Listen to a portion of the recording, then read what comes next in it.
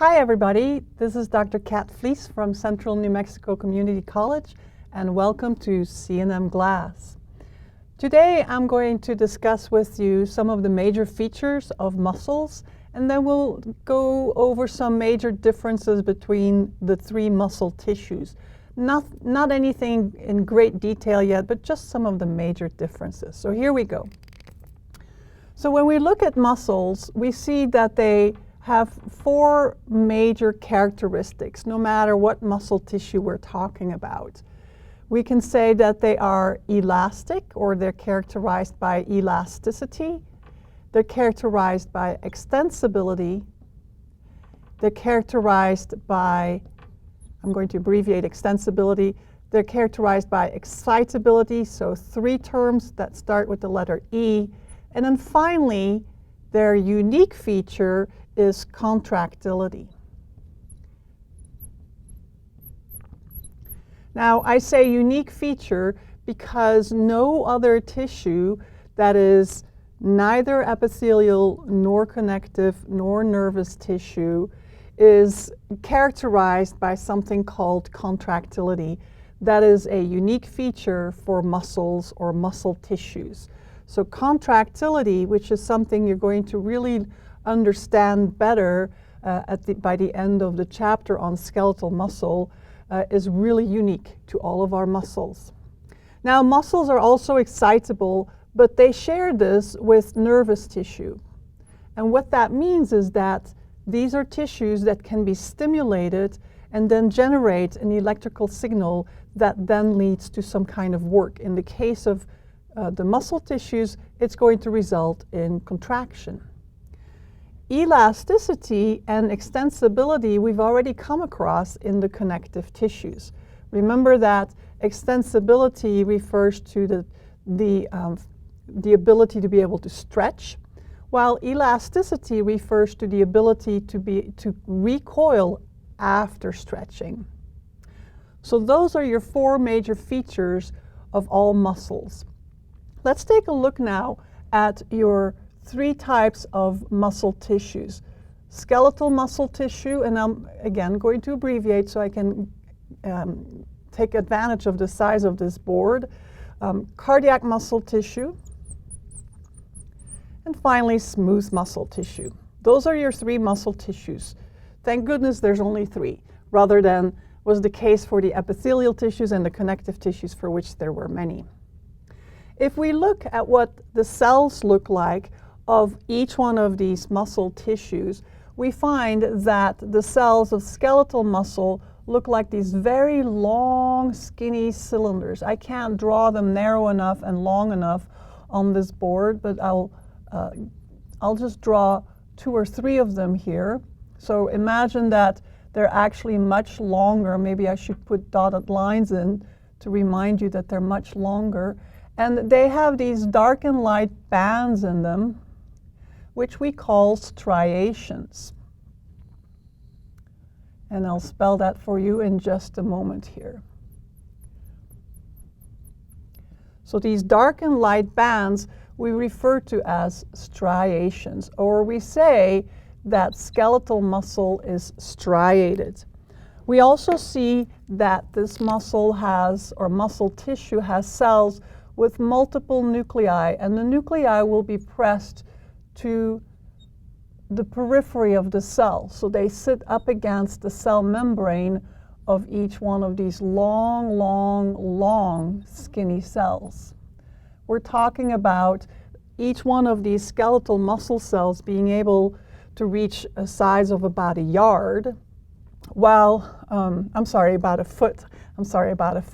While their diameter is measured more in micrometers. So very small diameter, but very, very long length. So they're multinucleated, and you will learn in lecture why that is the case. It's a result of the fusion of embryological muscle cells.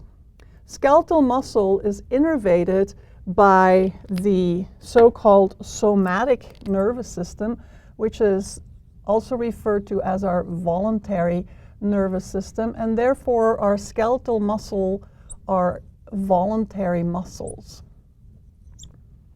Now, along these lines, talking here about the somatic nervous system, we find that each one of our skeletal muscle cells receives its own nervous system or somatic nervous system innervation.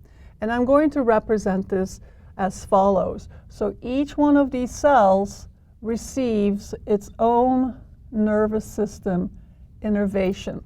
We refer to these little structures I just drew as synaptic bulbs, and they are the ends of nerve cells.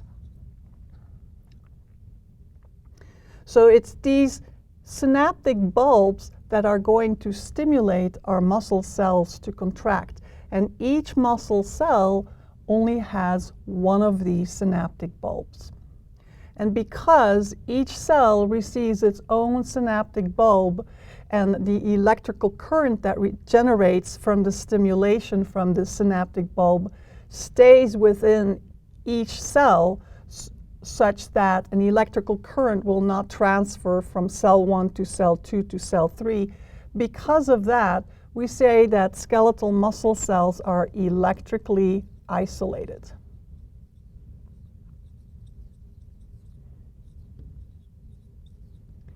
So now let's contrast and compare this to cardiac muscle tissue. Cardiac muscle tissue is made up of cells that are very branchy, and I'll attempt to draw this. They typically only have one nucleus, and they have these membrane junctions that very often show up as little zigzag. They look like little zigzags. So here we have a second cell that is sort of branchy with a central nucleus, and these cells are also striated. And you will learn what causes these striations. So you already see some differences here in that we have just a single nucleus, but we also see a similarity here that the muscle cells of cardiac muscle tissue are also striated. Now, the structure that I added here, this membrane junction, meaning the area where two cells meet, that is made up of gap junctions, as well as desmosomes. You may recall these different types of cell membrane junctions. But it's the gap junctions that are responsible for allowing the electrical current that is formed in these cardiac muscle tissues due to stimulation by the nervous system to travel from cell to cell. So ions are going to be able to flow from cell to cell. And because of that, we say that cardiac muscle cells are electrically connected.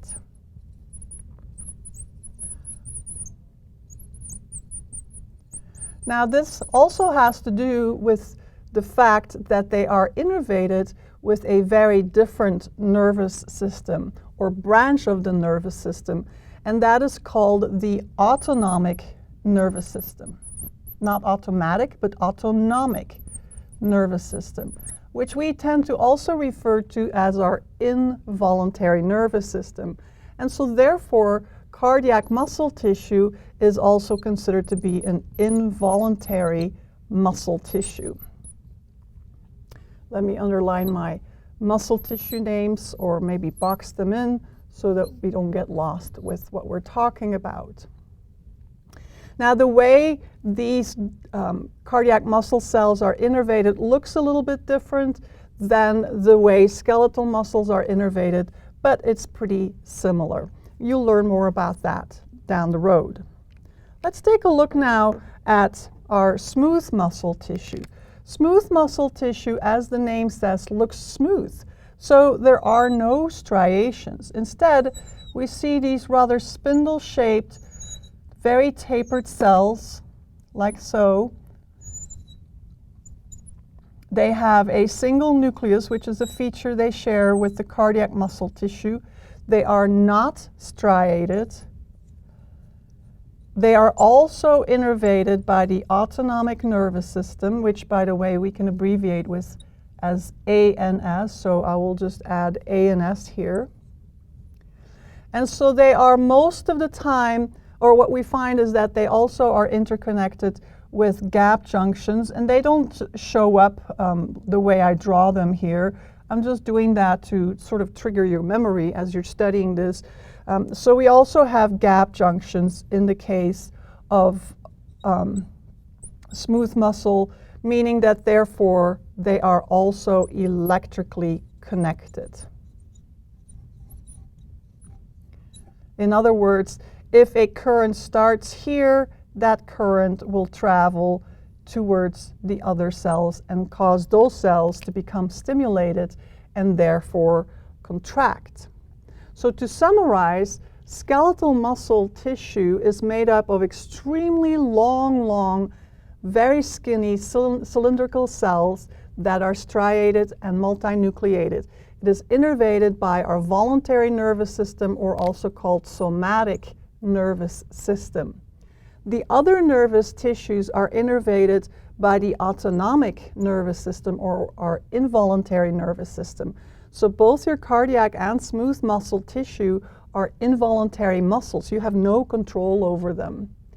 Cardiac muscle tissue is striated, but smooth muscle tissue, as the name says, is not. Both of these tissues, however, cardiac and smooth muscle tissue, tend to be uninucleate, meaning a single nucleus and also electrically connected. So this is a quick summary of the major differences between the muscle tissues and their major features. Till next time.